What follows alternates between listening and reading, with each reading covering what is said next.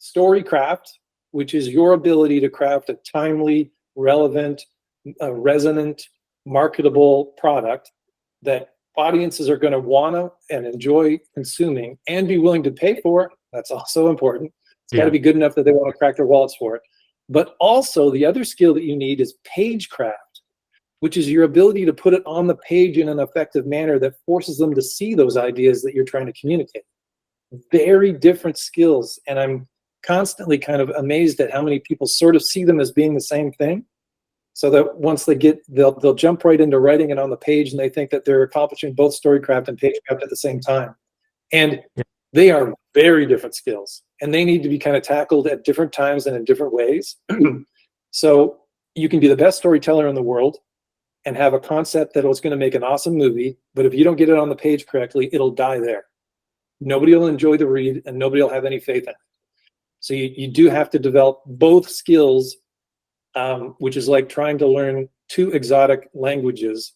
I admit they're both tough, but it can be done, and you really do need to get your head around the fact that they're very, very different from one another. Will, what's your question?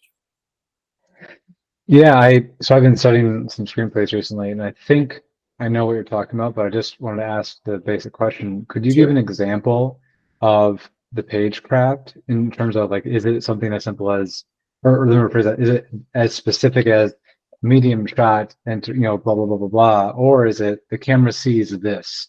Would you give an example of what you're talking about? Great question. Yeah, you can't use camera shots. Can't do it because the shorthand, the real fast answer is directors don't like to be told how to direct. So don't tell them how to direct the show.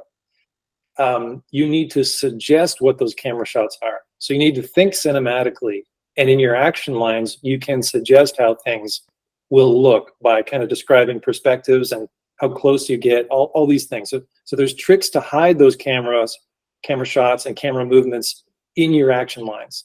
And that's part of the craft of Pagecraft. But it starts with formatting, right? Like scene heading, dialogue, all the basics. And then from there, developing a more poetic style so that even more information comes off the page that's not just the blueprint type stuff. Like you develop a style, and that's when the emotional resonance starts to come off the page. I do a program where I help people go from 0 to a completed screenplay, and it takes about 6 months of pretty intense work. And the first draft is always garbage. I want everybody to understand that. Your first draft is going to be junk, so don't be horrified when it is, because that's absolutely normal. And then you'll start going in and fixing the basic broken logic, because first drafts are all garbage. And it takes multiple drafts to go in and start kind of polishing it all out logically, narratively, thematically. All of these kinds of things start to get smoother. It starts to feel more like music as you're reading it. And then somewhere around draft 3 or 4, the movie starts to emerge off the page. And it's so cool. I love that particular phase of the development of a script, because suddenly now when you're reading it, you can really see it. You're feeling the emotional resonance of the scenes, and you're getting a really crystal clear idea of what the shots are and what should be on the screen at any given second. Like that's part of the deal too, right? You have to describe what's on the screen. And if somebody's reading through your screenplay and they're confused about exactly what is going to be on the screen at that exact moment, then you failed. So the oversimplified version is only write about what's on screen. That's not 100% true, but that's a good place to start because it's more often right than wrong. You can get into suggesting what's going on inside the mind of characters, but you can't enter it like you can in a novel. You can't literally tell us what they're thinking. I would suggest to you what a lot of people have told me, which is for every minute that you write, you read. You read screenplays. And you read screenplays that are adjacent to the kind of stories that you're telling. So they're within the genre that you prefer. They're maybe tackling similar subject matter, that kind of thing. And just learn and watch how people have solved the same problems that you have to solve. Like watch how other people do it. That's how the best way to learn is just to observe and kind of adopt those things. Yes, you're going to be copying to begin with, but it's going to help you understand things at a deeper level. And then once you really have a grasp on that deeper understanding of how am I going to do my phone call? Because you have 100 options if you're writing about a phone call. Am I in one room, or are we looking at only one half? Are we seeing both in a split screen? You know, like there's a million ways to do it. And now when you've got texting, there's another million options that you've got for doing a texting conversation in a screenplay too. So watch how other people do it, pick out the things that seem right and more natural and organic to you, and then start working those. And again, from that point of a deeper understanding, then you can start to innovate and develop your own style. But you can't jump right to your own style until you understand the fundamentals really, really well first. So read everything, even scripts that you don't like. Figure out why you don't like them. Ask that question too. And if a movie's particularly popular, like Oppenheimer, then read that script. Watch the movie, read that script, and see how they've translated things. And again, learn what you can from that. I'm constantly reading books on screenwriting. I'm constantly reading like formatting books and listening to people like solve problems like that. And although a lot of the rules are really, really rigid, there's a nice kind of evolution of screenwriting and script writing, like Pagecraft wise as well, that takes place over time, you know, through the years. And you've got to stay up to date with that kind of thing, because the style does slowly change. 10 years ago, it was a little different than it is today. But so you want to seem as fresh and relevant as is possible. So bottom line, read as many screenplays as you possibly can. Great, thank you. And what about transferring what I see into action line and a screenplay? For example, we cannot find screenplays of short films. Yeah. So is it a good practice to watch them and try from the memory to rewrite them as a piece? It's an interesting exercise to write a script for a movie you've seen.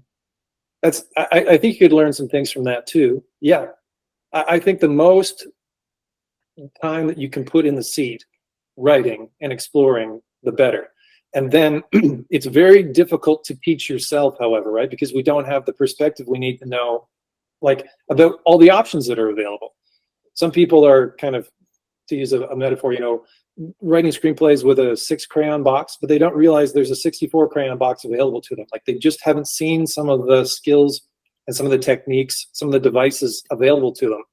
So again, reading as much as possible is great. That's a good start. But then you need to start having a dialogue with other writers.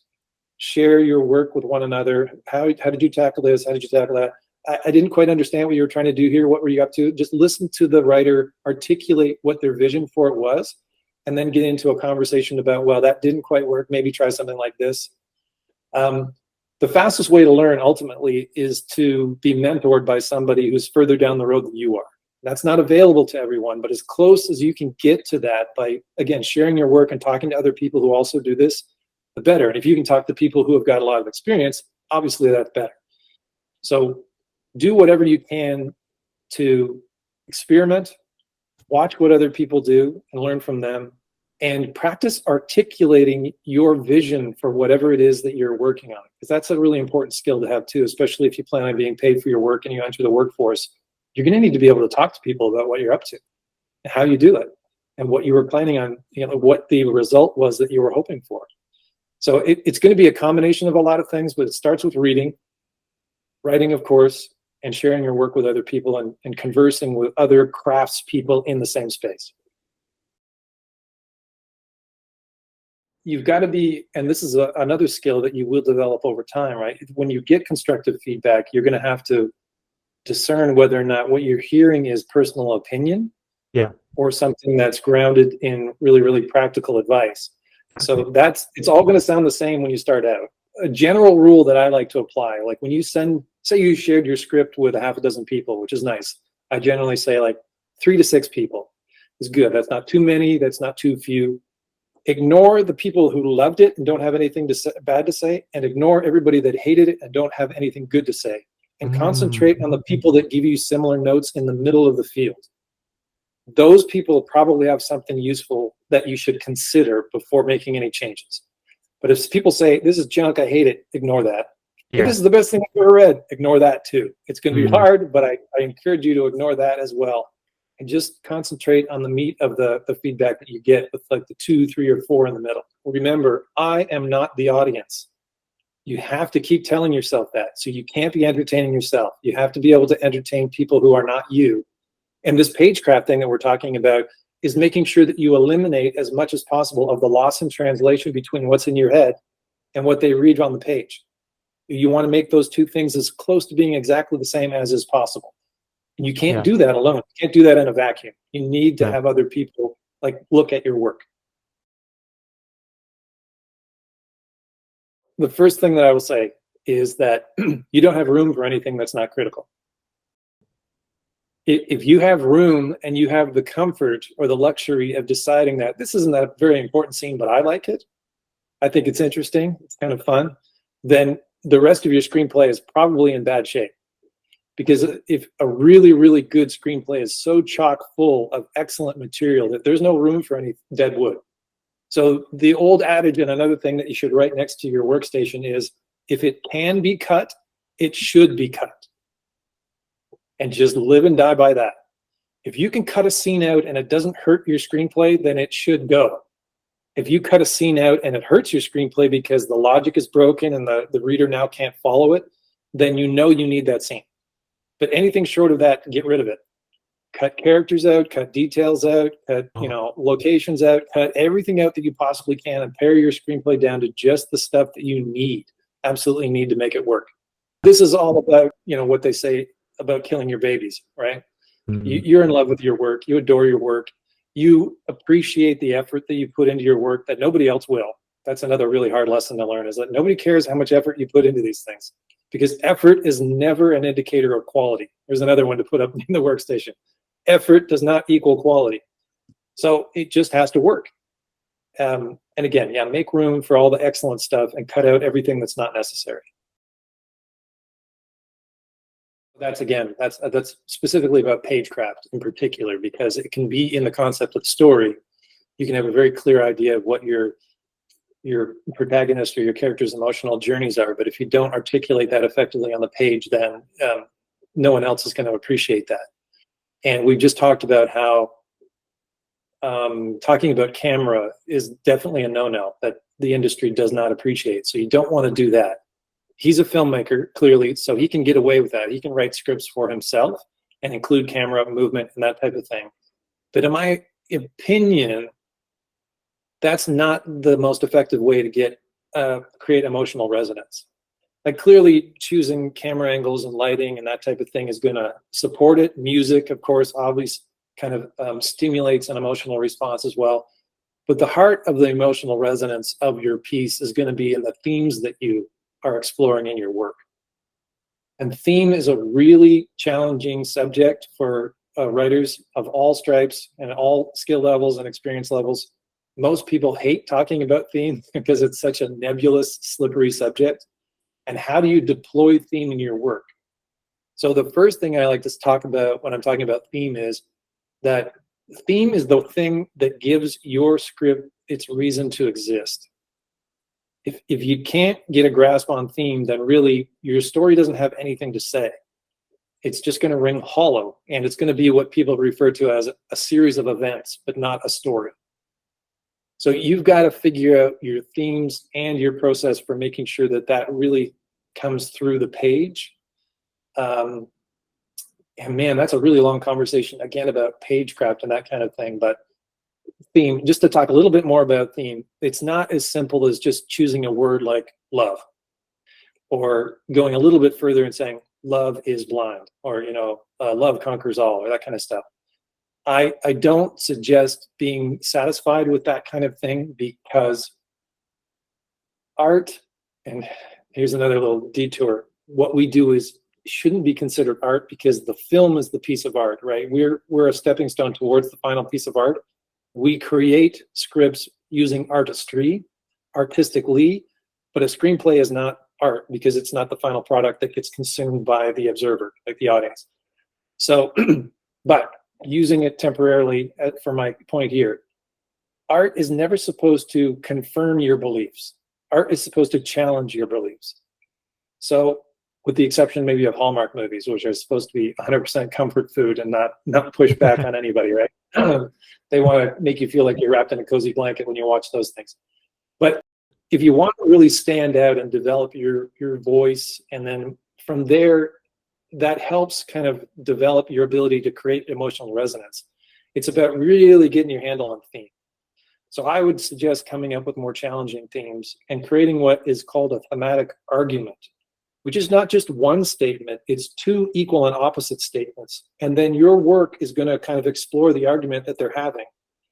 And that argument is over the soul of your protagonist, who is in the middle, kind of considering who they are and what their life is all about. I love that stuff. And theme is something that we could talk about all day long. And I do at times, but it's really hard to kind of encapsulate into something really, really simple. But consider that, an equal and opposite argument over the soul of your protagonist. And then you kind of apply one of those two arguments to every character, every scene, all of that kind of stuff, but it's always thematically relevant. Every detail in your story has to be thematically relevant. Don't get frustrated and freaked out if you kind of haven't considered this stuff yet and you're still just, writing surface level type material. That's great. That's part of the process too. But ask yourself, can I articulate the thematics of my concept? Can I talk to people about it? And do I have a plan for making it apparent in my work? Because the other thing to know about theme is that it is the glue that holds everything together. Yeah. Every other element of your screenplay is held together by theme. And without that, then again, it's just kind of a loose collection of bits and pieces. So that's a big, hairy subject to tackle, but it's well worth reading on as much as you can. Read all the books, all the blog posts, all the stuff that you can on tackling theme, and resist the ones that are really, really simple. Like, again, my theme is war is hell. Well, everybody already knows that. And that's not an opportunity for you to put your perspective into your work, right? So theme is also a springboard for you developing your own personal, unique narrative voice, because that's about you having something to say about that theme or the subject that you're exploring. There's another thing to write next to your workstation. How is this thematically relevant? If you can't justify it being there at a thematic level, then it probably should go as well. Or if it's something that you kind of feel is right, then it's like, okay, how can I make this thematically relevant? Because it's okay to keep things in because you like them, but you have to justify that and make it a part of the whole process. So how is this thematically relevant, or how can I make this thematically relevant if it's not yet? Yeah, every detail, everything, every single aspect of your story, top to bottom, in and out, every character, location, prop, music choice, if you're into that kind of thing, whatever it is. All that, the tone of it, how you shoot it, how you capture it, your set pieces, everything has to be thematically relevant. Which is another reason why, just to briefly jump off there, that when people sit down and think, okay, I'm starting from scratch, and the first thing I'm going to do is start to write my first draft, like that's the first thing they do. They don't think about any of these things. This is all what I'm talking about when I talk about concept development. And it is really hard to excavate that out of a screenplay as you're writing it. It's next to impossible. Like, nobody does that, with the exception of maybe the 1%ers who've been doing this for decades, and they're way beyond having to calculate anymore. It's all now natural instinct for them. So they're like a whole different breed.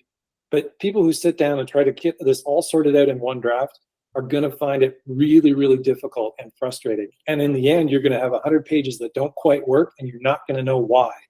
And that's death. We all experience it at one point or another.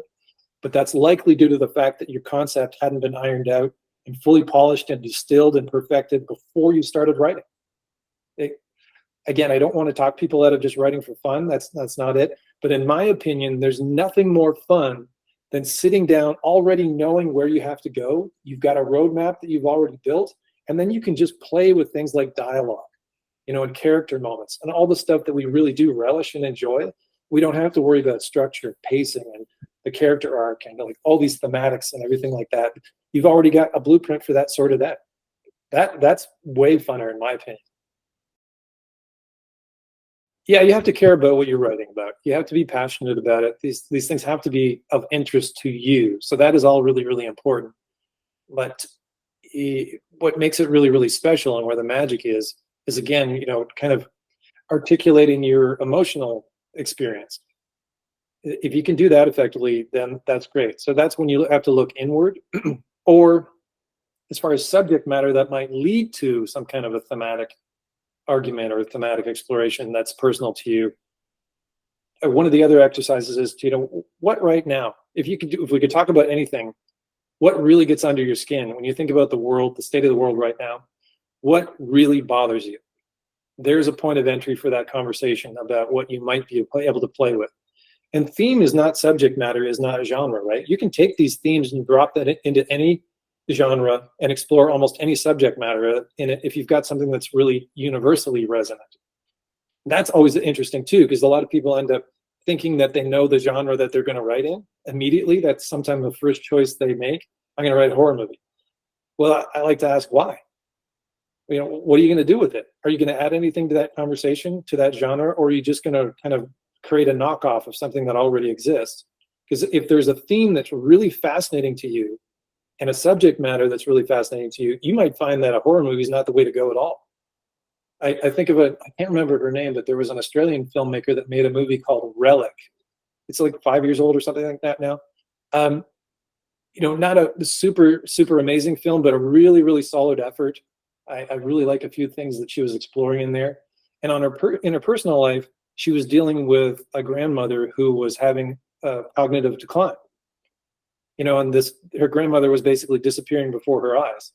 And her first instincts were, if I remember the story correctly, were to write a drama about it, which makes perfect sense, right? About the kind of troubles that a family would go through when somebody was suffering from dementia. But what she did was made a horror film because of the horrors that it made her feel when somebody that looks familiar but's acting completely like a stranger, suddenly starts to enter your life. And man, when she hit on those notes, the movie got way more interesting and really, really affecting. So, shopping around these themes and subjects that you're most interested in into different genres always produces interesting effects as well. So don't assume you know what genre you should be working within. Think about that too. Like those subject matter, theme, genre are separate entities, and you can put them together in all kinds of different ways. And you might end up discovering, if you're willing to go through that exercise, something that's way more powerful and that you could get even more excited about. Again, when you're kind of kicking around log lines and you're working with the basic ingredients of your concept really, really early on, then yeah, consider different genres. What might this look like as a drama? What might this look like as a horror movie? What might this look like as a thriller? I love exploring that type of thing. And just taking the safe route and going with the most obvious choice is never a good idea. That's about the writing process too, right? When you're sitting down and composing a scene, taking the most obvious route through that scene is going to be boring because the audience is probably going to predict your first choice as well. So just getting and developing the muscles that you need to make bold choices and do things that are not unpredictable, that's where the real value is, I think. Because what's the phrasing? I've got that written down over here. The enemy of magic is the expected. So that's another thing that I like to keep in mind when I work too. If it's the most obvious choice, it's not a good choice at all. Yeah, but it's there. I will guarantee you that even young people have the ability to get there, but some of it's experience, some of it is just perspective, because when you're young, you're still kind of deciding who you are. So you're not really clear on what your perspective is quite yet, like you say. But there are things in there that you can tap into. In one of the later questions, I kind of wrote a note for myself to get into what I'm about to. So when you're trying to decide about what to write about, because another thing to think about art is that it's kind of a conversation between you and your audience. So when you write a screenplay or you create a film or you sculpture, painting, piece of music, whatever it is, it's in a way a conversation between you and your audience. And if you don't have anything to say, then that's super boring, right? Or if you try to just articulate platitudes of things that we're already really familiar with and we know and we feel in our heart to be true already, that's also super boring. So you want to find things that got a little more friction, a little more depth and complexity to it than that. That's where the magic can be found. It's not simple. I'm oversimplifying it here, but that's the direction I would go in. So Paul Schrader, who was the writer of Taxi Driver, used to use this kind of exercise when he taught at the UCLA Extension. And he would go around the room of his students and he'd say, tell me about your biggest regret in life. And the person who could articulate that most effectively would be the person he would kind of use as an example, and then they'd kind of develop an idea and use it in front of the audience.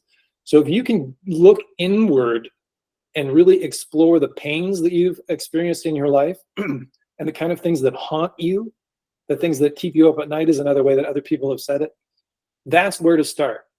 That kind of stuff can give you the fuel that you need to create an emotional resonance, because write what you know shouldn't be about replaying events in your life. It should be exploring what you felt during those moments in your life. And if you can translate the emotions that you feel at the most painful points in your life onto the page in a way that the audience then feels it, then you're on your way. Then you've cracked the code. And everybody has felt pain in their life. I don't care if they're 5 years old or 100 years old, right? We've all got that kind of stuff.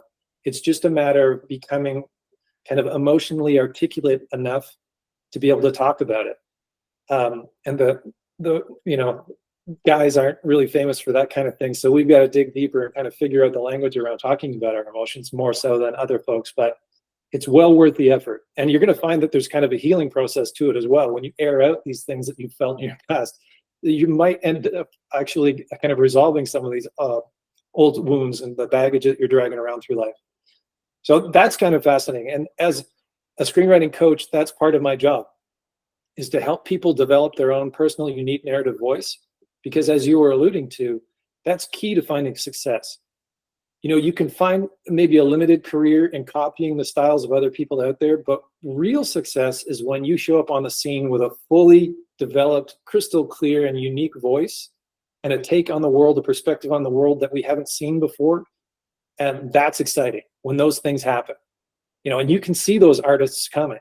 Like when Ari Aster showed up with Hereditary as his first feature film, like that was like, wow, this kid is on fire. He knows exactly who he is and what he is doing. Anyway, so a few kind of wonderkins show up like that early on in their career, but they've spent so much time kind of searching themselves and developing the skills that by the time they enter the industry, they're well prepared to impress. And that's a big part of it. So using story models and templates and structural tools can create a lot of really derivative work. Yes. That's never the goal. Again, it's about understanding why these tools exist and why these patterns have been around for 1,000 years. Really play with them, work them, and then understand them. And after that, then you can start to innovate. But you can't get to innovation in one step. That's not a possibility for anybody. And in my opinion, as I was talking about when we're talking about layers and editing and how the kind of movie comes off the page at, typically draft 3 or 4, the movie starts to appear off the page. Well, there's always room in each one of your drafts for inspiration, like additional kind of things that happen in the moment, because you're going to be polishing and distilling. So that spontaneity should never go away. Spontaneity should be part of the entire process, top to bottom as well.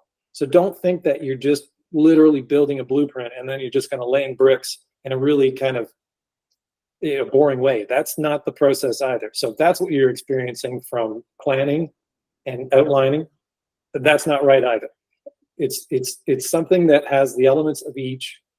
You've solved all of these really complicated issues about theme, structure, pacing, your characters' evolutions, all that kind of stuff in a way that is resonant with the audience.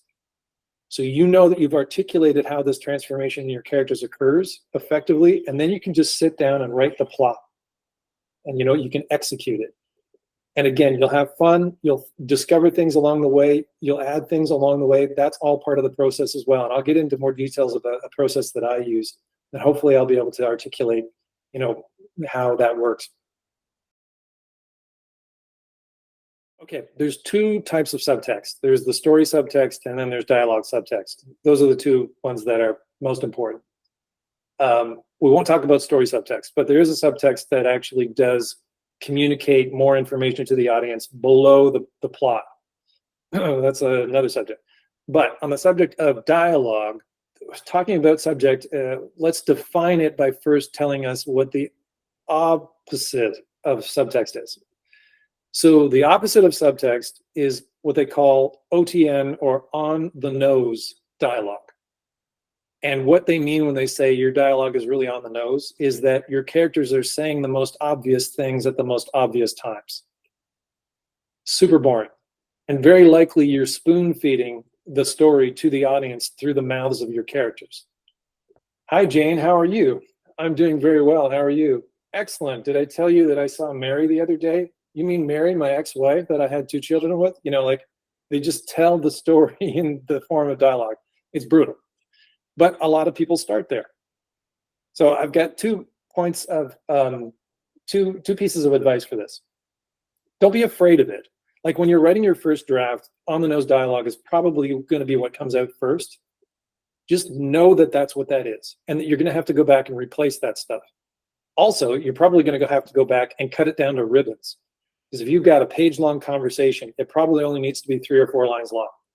Yes, there's moments where monologues are important, that's a separate subject. But generally speaking, people rely on dialogue way too much, way too much. The first place that I really was fascinated with a story was in a movie called Leave No Trace with Foster. Ben Foster's the lead in that.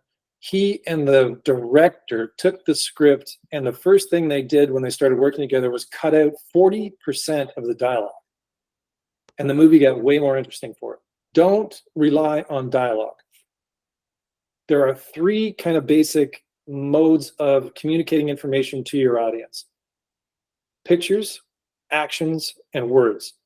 So dialogue falls into the 3rd. So imagery is your most important communication tool. This is cinema. So think in pictures. How much of my story can I communicate to my audience just through imagery? The second category is how much of my story can I communicate to my audience through the actions of my characters? And then the 3rd and the lowest valued, like that's in order of importance, is dialogue. Yeah, there's people out there like Tarantino that make dialogue almost part of the soundtrack of the film, right? There's tons of dialogue. He uses it in a very different way. Don't do that unless you've really got a handle on it. Don't try to be Tarantino. I recommend that you do all that you can to use as little dialogue as possible. And in fact, write the scenes without any dialogue first. Try that out and see how much you can accomplish like that, and then sprinkle a little bit back in when you can't communicate something. You can't figure out how to get a detail to the audience, to the reader, without dialogue. Then go back and do dialogue. And it comes down to the genre too, right? Because thrillers can be really tough to do without dialogue. Oftentimes there's some kind of technological kind of doomsday machine, and you've got to get that information to the audience members. So you got to have a character like explaining what this thing will do. If we don't get it diffused by this, then this happens and this happens. So the best thing to do there is to bury it below action. If characters do have to explain things because you cannot figure a way around it, then hide it in action and make sure it's a really active, dynamic scene. And then they can be talking about it, but the audience at least has something else to enjoy. So it's not just a really boring kind of talking head. Yeah, so subtext is when a character communicates something despite what they say. That might be the best way to say it. Parentheticals will play a part in this too, right? The brackets that appear underneath the character's name, but before the lines of dialogue, that suggests that the dialogue shouldn't be delivered in exactly the way that it's written. When there's something else going on, you may need to use a parenthetical to kind of explain what the delivery is like the difference between, hey, John, I would love to go fabric shopping with you. That sounds wonderful. As opposed to, oh, hey, John, like, oh, yeah, I'd love to go fabric shopping with you. That sounds like the greatest thing ever. Clearly, one means it, one doesn't mean it. That's what we're talking about with subtext. The second character that I was very poorly acting is saying something different. They don't want to go fabric shopping. They're not looking forward to it. They hate it. That's what subtext is. So basic advice is don't lean on dialogue. Don't use it any more than you absolutely have to. Try to write without it first and see what happens. I think you'll be really interested to see what happens. Like get as close to a silent movie as you possibly can so that you can build the muscles of the images and the actions part of the delivery systems first. And then when you do write dialogue, try to figure out how characters can say something, say one thing and mean another, because we do this every day. in our day-to-day lives. We do it constantly, especially between like people who are in relationships. It happens all the time.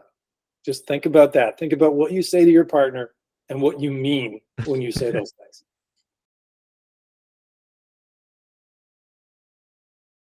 Both of those guys use dialogue in a really, really different way. As Sorkin does a ton of dialogue, right? McDonagh doesn't do a ton of dialogue, but he's extremely poetic about the dialogue that he does write.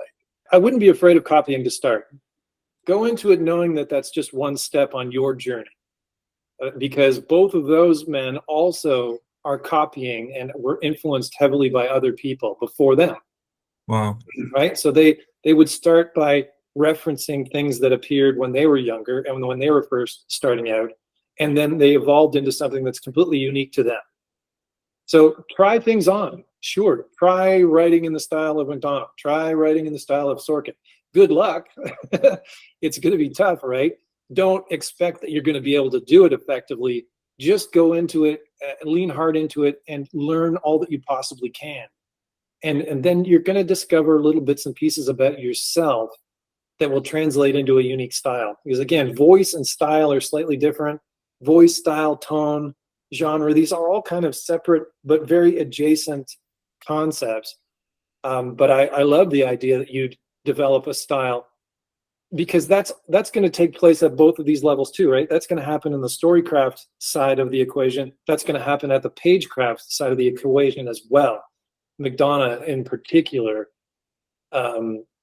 yeah, like he just has a way of making his screenplays really pretty, really beautiful. Yeah. Sorkin, it's not so much about the poetry of it, but he's more like a fire hose, like Tarantino when it comes to dialogue. But they're still accomplishing so much. It's almost like background music. Again, it's almost like the score is because there's so much dialogue running through his scenes all the time, and he uses dialogue to create tension and conflict in a really, really unique way. Whereas McDonagh can do that, but his is more, like I said, poetic. And like he'll have maybe 2 lines, and each one of them will be absolute golden bullets. Whereas Sorkin will have a page full of stuff, and it'll be the concepts behind the dialogue that are really powerful. Yeah, again, we could talk about dialogue all day long, and I'll never grow tired of it. But to answer your question, yeah, try on other people's styles and just see what seems more comfortable to you. You're never going to replicate them, and you're never going to really break out and find great success trying to replicate them. But as a step along the way to your own voice, I recommend it. But what is the next step? I mean, like if you say that, okay, copying word by word would be the beginning. What should I do after that? Eventually, you're going to lose interest in it. Oh. And this is not about a particular amount of time passing. You'll try to replicate, and then eventually you'll grow bored of that, because you'll kind of bump your head on the ceiling of whatever is possible there. Wow. And then you'll just kind of settle in and get more comfortable with your own voice. That just takes time and repetition over and over and over the course of years. It will take years before you really get good at being you on the page. But it's a worthy kind of detour along the way, I think. Wonderful. This was from Brooks. So my mentor, Brooks Elms, a WGA writer in Los Angeles. What I learned from him was process. Prior to that, I had some talent. I had some skill. Nobody cares about talent, though. All they care about is skill, because it's skill that puts the rubber to the road, and that lets you actually accomplish what you are trying to accomplish. So I had some skills. I was pretty good with dialogue. I was pretty good at kind of coming up with plot points that were really fun and innovative, people liked and were excited by. But I was having trouble kind of creating the cohesive experience that a script needs to be. But what he taught me was a predictable process. If you don't have a predictable process, then you're going to be in trouble. As far as working as a professional goes, I have to use that caveat always, right? Because if you want to get paid and you want to work for people, then you're going to be on deadlines, and you need to have a process. So in really simple terms, the basic process that he and I use, and I'm going to talk about the one that's specific to me, which is a little different than his 9-step process, is a log line. So a 1-sentence summary of your concept. Start there. It's not really a log line because a true log line happens at the end when you're out promoting it and you're trying to get people to take interest in your work. So that's more like what a log line is. This one that happens at the beginning of the process, I call the build line. And they're very, very similar, but this one's a lot more transparent about what it is you're trying to do. Whereas a log line can be kind of more mysterious and stylized and suggest things. A build line should really be very specific and outline everything so that the people that you share it with can completely understand what it is that you're trying to build. And one of the posts on your site, I wrote in the 6 ingredients that I think are most important that you need to articulate to your audience or you share your log line with so they get it. And from there, you can understand whether they're interested or whether they're not interested, whether they're bored or confused, whatever it is, and then tweak your concept from there. So 1 sentence, and then you go to 5 sentences next. The 5 sentences represent the major turning points of Act 1, the first half of Act 2, the second half of Act 2, and Act 3. Oh, and the midpoint. There you go. That was only 4. Yeah. So Act 1, 2A, midpoint, 2B, Act 3. There's your 5. Now, I take that, and when I'm working with a client, I'll say, okay, now that was talking about plot. I also want you to do it with your character arc. What's happening for your character at each one of those major milestones as well, because you need to map that out. You can't have a character go from A to Z in one move. They have to be constantly evolving and changing and adapting to the action as well. That's what's forcing them to change. So they cannot be the same throughout the whole story. Sorry, I'm talking about the stories as they are mapped out on a kind of a clock. Your story starts at 12 o'clock, your story ends at 12 o'clock. That's how I map it out in my mind. So that's the second thing. 1 sentence, then 5 sentences. Brooks is, okay, 15 sentences is next, where you break it out and you make kind of a fuller outline of what takes place. I use 17.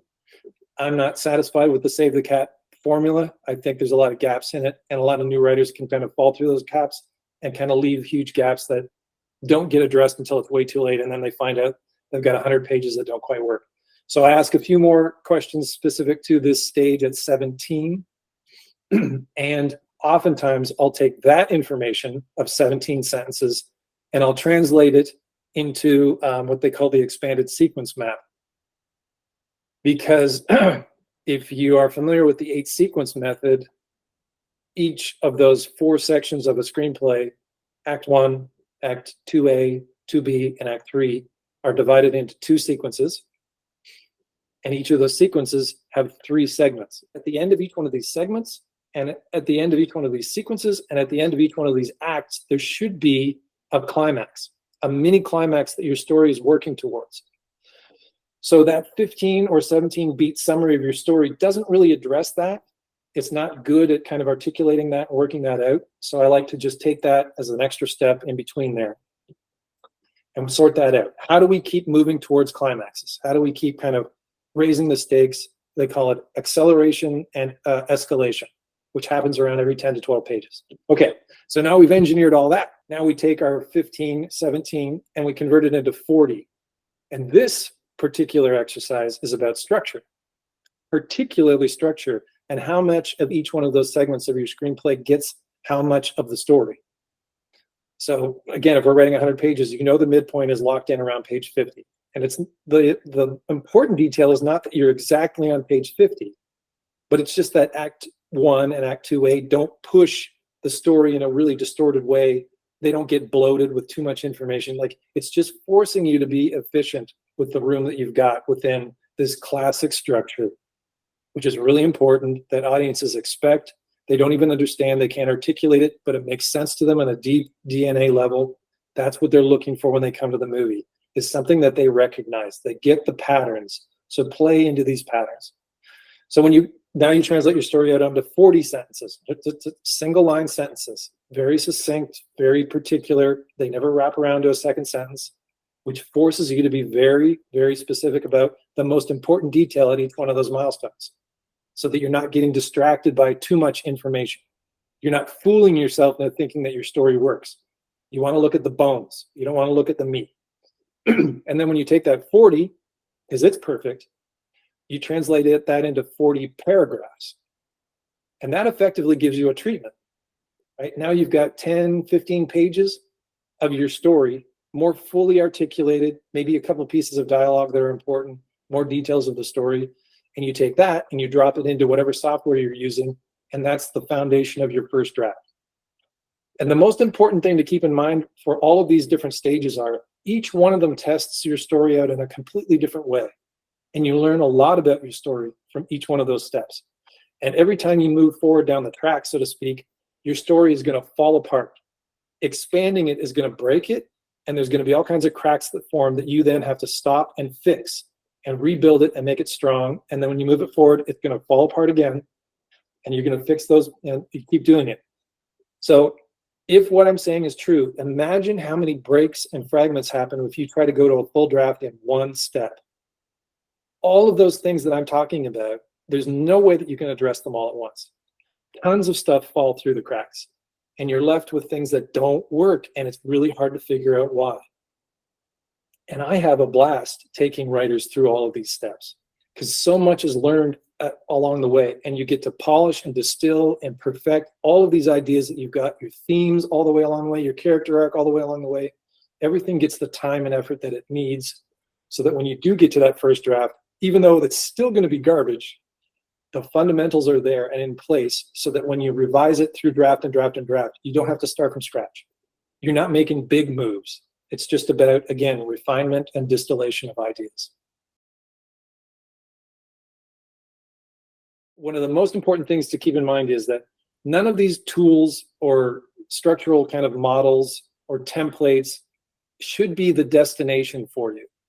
They're another thing to learn and to get really good at and to fully understand before moving on to your own thing, before you kind of get into innovating and making different kind of new stories, the kinds that we've never seen before. If you do them poorly, then yes, they're going to make redundant kind of referential kind of material that people feel like is a knockoff. Yes, but if you do it well, you're still going to be able to create a great story that can get sold and produced, made into a TV show or a movie. So don't be afraid of the templates, but also don't think that they're the final destination. The final destination is not to master those. That's just one step along the way. You want to master them and fully understand them so that you can then move past them. And that's where real success is. It doesn't matter which template or what kind of model you're using or anything like that. We're all talking about the same things. We're not talking about completely different objects. We're just framing them different ways. We've got different terminology to use to describe them. We've got different processes to address them. But everybody is dealing with the same issues. So finding a methodology that really feels comfortable to you, that makes sense for you, is most important. And that's why I think you should try on as many different options as you possibly can. You know, like you were saying, copying other people's work, using all of these kind of templates and models, and then you'll find your way. Something will make more sense than something else, and that'll be the kind of thing that sticks to you, and then you will make it your own eventually, and that's when your work is really going to start to stand out. I absolutely fell in love with Hell or High Water, and that movie, not everybody's favorite, but absolutely an excellent film, and that's closest to the style that I now have. That one was really attractive, and I've watched and absorbed everything I can from Taylor Sheridan. Obviously, he's exploring the classic Western motifs a lot in his work, and I found that there's a lot of similarities thematically in what I like to explore and what he likes to explore. I'm not suggesting that I'm as successful at it as he is, but I'm really attracted to that. So that's another thing that I like to suggest to people too, is to, like, who is your kind of avatar right now that's working in the industry right now? If you had to choose one, who might that be? And spend a lot of time studying it and why that stuff sticks with you. For me, it's not about picking a favorite, like what I like.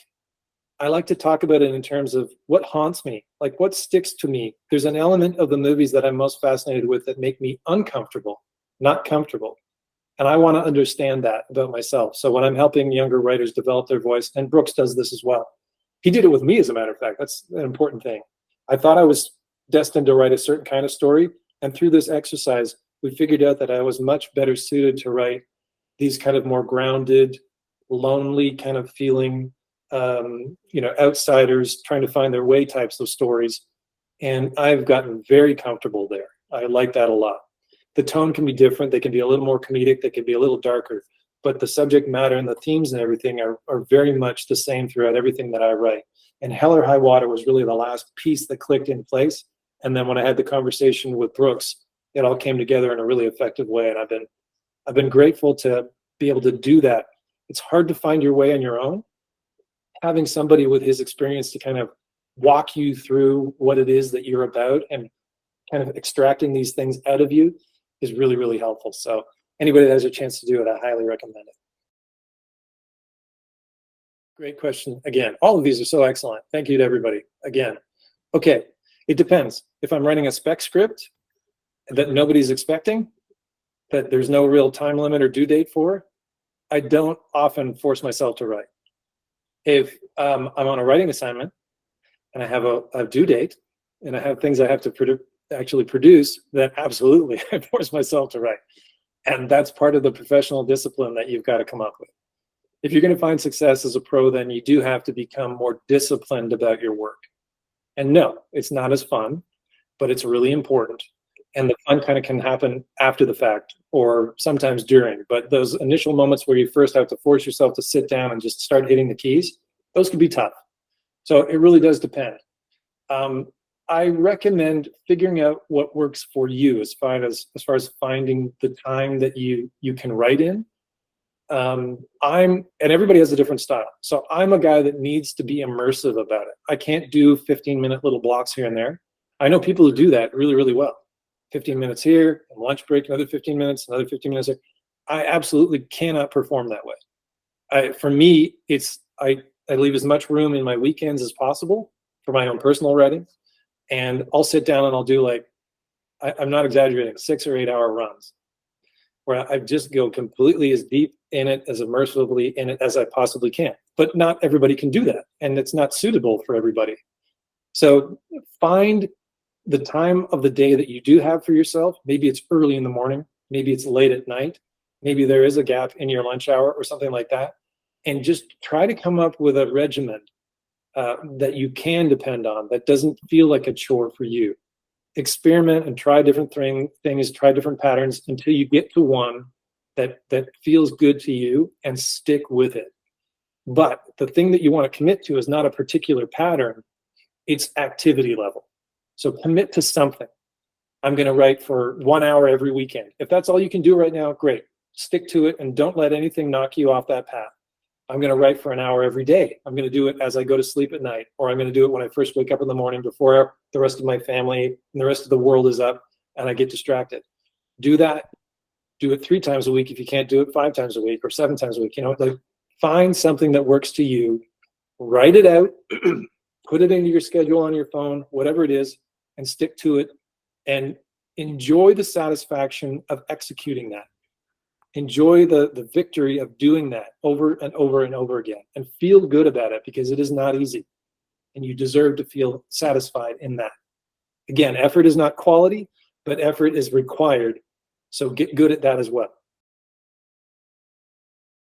All of us that suffer from writer's block on occasion, and it's going to happen, right? It's not if it's going to happen, it's about when it's going to happen to you.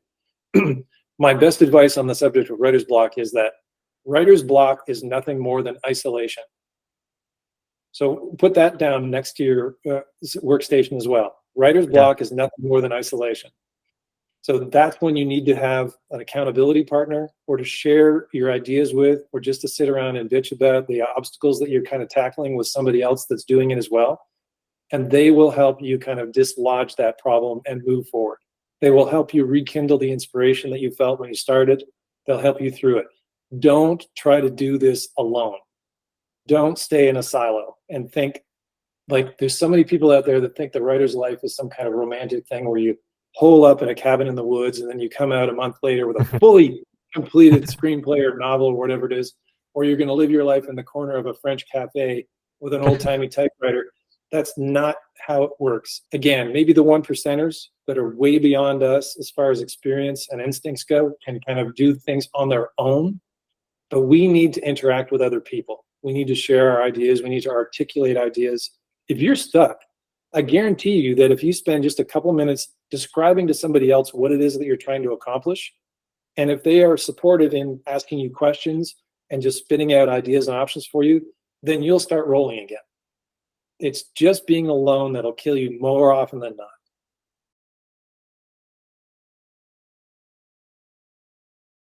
quick answer, don't get too kind of mesmerized by 5 acts, 7 acts, 9 acts, that kind of stuff. All you need is 3 acts and the right process for you.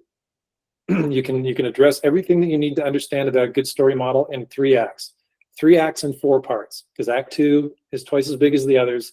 So it needs to be divided in half, and it's divided always by a really important event called the midpoint, right? So, and it's not just a circle cut into a pie. If you think about your story on the clock like I do, it's more like an upside down peace symbol, because 1 and 3 are much shorter than the halves of 2. That's why the people say all stories go to die in act 2, or act 2 is where all stories go to die. Because act 2 is so much bigger, and if you haven't created a robust and really effective setup, like a climber on a roller coaster, that's act 1. And if the climber isn't high enough, meaning it's not filled with enough material, then there's no way the coaster is going to make it through act 2 to get to act 3. Act 1 and act 3 are pretty straightforward. Act 2 is tough.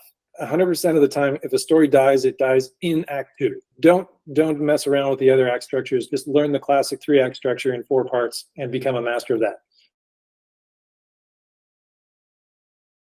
Consider all kinds of things: their age, the region they grew up in, their education level, whether or not they've got, are they tired in this scene? Are they excited in this scene? Like, there's a million questions to ask. So my quick advice is there: ask your characters questions and they'll tell you how they speak differently. Everybody in your life speaks differently. They have a different cadence. They have different go-to phrasing. They have different nicknames and kind of slang words, all that kind of stuff. Leverage that stuff in your work. Don't let everybody sound the same. If you can take a line of dialogue from one character and assign it to another character without anything going wrong, you're doing it wrong. One of the unique properties of the story model that I use, the life and death story model, is that it says that all great stories are the intersection point between 2 completely different and unique stories that collide together. They collide together at the point that everybody else refers to as the inciting incident. So your character's life story and another story collide together. Typically the antagonist, it's a character that I don't refer to like that. It's a catalytic character that can be the romantic interest in a love story, or it can be the bad guy in a classic good guy, bad guy scenario. They bring in the catalytic energy that's required to change your protagonist, because they're stuck and unsatisfied and they've been dragging baggage around in their life forever. So when those 2 things collide, 2 separate new situations emerge. One deals with these unresolved issues, so it's more internal. It's more personal in nature. The other one is external and dynamic, and they create a dilemma. So 2 situations smashed together and create a dilemma. And that is the concept of your story as a whole, that your hero now has to solve by the end of the story, and they learn and evolve from it. And the way you create a great dilemma is by engineering something that if they're in the middle and they try to solve this situation over here, they get further away from and make the other one worse. So that's what the nature of a great dilemma is. And you want to have that fully established in the mind of the audience by that inciting incident, and so that they can ask what's called the main dramatic question by the end of Act 1, which is basically, is he or she going to do it? Are they going to pull it off? But they have to understand what the problem is, and they have to understand what the protagonist intends to do about it to be able to ask that question. I wonder if they're going to make that happen. I wonder if they're going to pull this off. So that's all kind of Act 1 issues. But yes, not just a problem, a dilemma made up of 2 completely different problems or opportunities. I don't want to confuse. An opportunity is not necessarily always a positive thing. So those 2 things collide, a dilemma is created, and your story's on its feet. So 99% of all the stories out there are based on some variation of the hero's journey, which is about a single perspective. Even with movies like groups of characters like Guardians of the Galaxy, the story is really told from one perspective. And interestingly, in that series, each one of the movies is from a different character's perspective slightly. So if you do have a group of characters, just make the decision as to which one of the characters you're going to be telling the story from the perspective of. It doesn't matter that they don't have to be on screen at all times, but just the way that you actually deliver the information is from one character's points of view. Yes, there's lots of other models out there. None of them are as popular with audiences. Like a full ensemble movie is actually really rare today. People would sometimes describe Guardians as an ensemble movie. That's not really it. That's not what an ensemble movie is. Just because there's a group of characters. You've got to go back further. Like, they've really lost popularity. Mike Nichols is good at ensemble casts. Yeah. But that's not a guy that's super popular right now. Again, like 70s for sure, 80s some for sure. It's a really nuanced form of cinematic storytelling. It's not easy to get a handle on. So again, I would start with the fundamentals and the classics that resonate with wider audiences so that you can get a handle on that first, and then innovate, and then start doing some of the stranger things that are out there. Jumping into these things for novelty's sake often don't work out. Stick with the classics for a while. Like, I love the alternates. I love kind of cleansing my palate with stuff that's considered strange and odd and weird. Like, I loved Quentin Dupieux's movie Rubber, which was all about a steel-belted radial tire gaining sentience and going on a killing spree. Like, I loved it. And it just purposefully broke through all of filmmaking's conventions on purpose. He had a character address the camera and ask the question on purpose, why not? Why can't we tell a story this way? So that was refreshing. But did a lot of people come out for it? No. No. Tiny little audience, right? So the further you wander away from it, the smaller the audience is going to get. As long as you understand that, go wherever your heart takes you. That would suggest that a character enters the story with baggage, unresolved issues, is suffering from an identity crisis of sorts, and the events of your story help them resolve that in a healthy way. And then, of course, there's a tragic version of that, which is they sometimes refer to as the darkened version. So instead of healing out of it, they double down on it and end in a tragic end.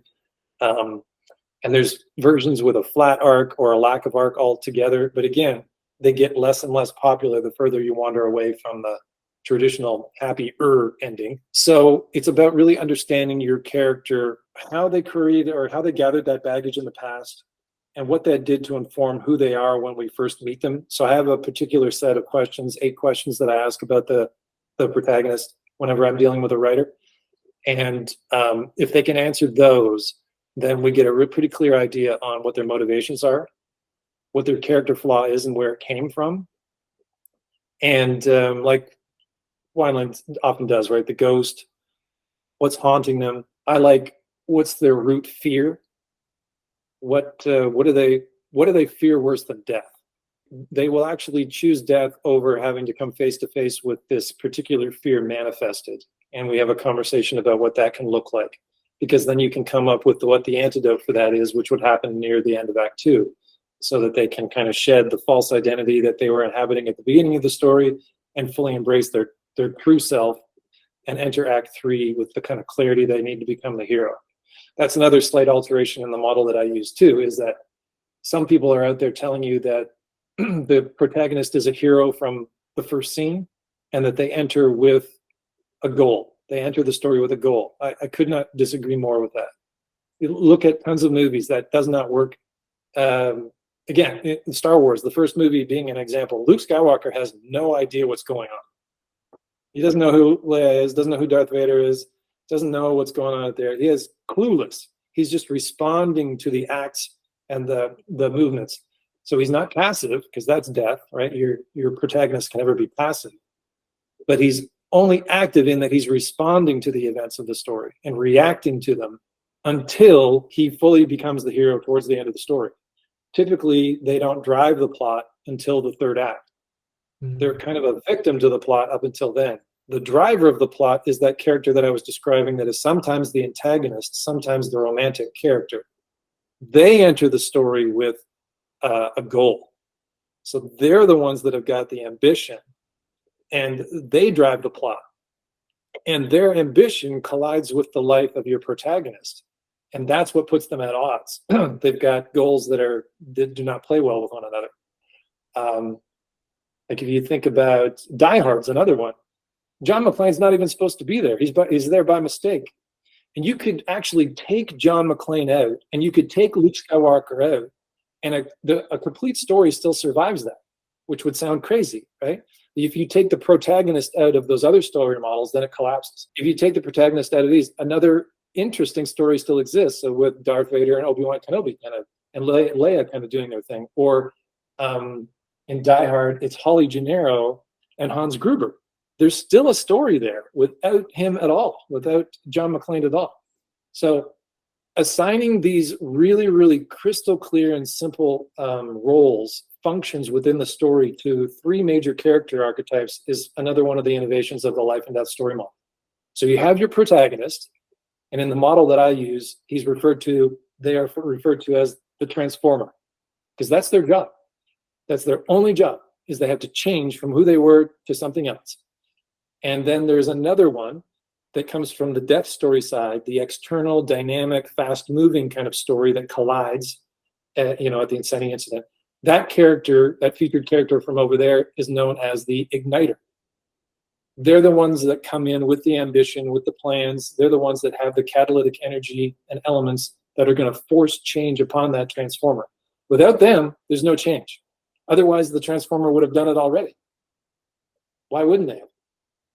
And then over on the life story side is another featured character known as the motivator. And that's most often a character that can be a mentor type, can be another kind of lesser romantic interest, like a buddy, pal, kind of friend, family member. And oftentimes that character is the one that hangs in the balance and will suffer the most if the hero fails. And if you can figure out those 3 characters and how they relate to one another, then your story is going to get way stronger for it. And I love the simplicity of it. And it's super flexible. It works in every genre. It doesn't matter the scope, scale, or size of the story. And I could go on and on about that for days. So that's what I do, is I figure out what the transformer is, where they start and where they're going to end, and what that looks along the way, and how all of these other elements are thematically relevant and giving them the fuel they need to change and become somebody different by the end of the story. And you have to prove it to the audience, because the audience isn't going to just accept your kind of having the hero do this at the end of the movie and go, well, that was that. Everything's cool now. We have to see evidence that they're now permanently and profoundly different person than they were when we first met them. Save the Cat is good. I recommend everybody because it's so accessible. It breaks things down in a really simple way. That's also my criticism of it, is that it's kind of oversimplified, and it creates its own genre categories, which I think I don't like that. I don't like that section. Yeah, that's difficult, because then you try to enter the industry talking a language that they don't talk. So I think the classic genre categories are more important. But that's good. I enjoyed Into the Woods, which was written by a man that was a big wheel in the BBC. I can't remember his name. I liked... The transitions are something that don't get any love, but are very powerful and really important to great storytelling. And there's a book that's a light lift. It's not a big book. It's called Between the Scenes. I thought it was one of the most unique screenwriting books that I've ever read. And it describes to you the importance of transitions from the perspective of the director, the writer, and the editor.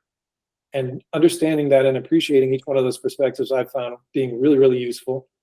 And when you're doing outlines and everything, addressing the transitions at that level will really help the writing process later on.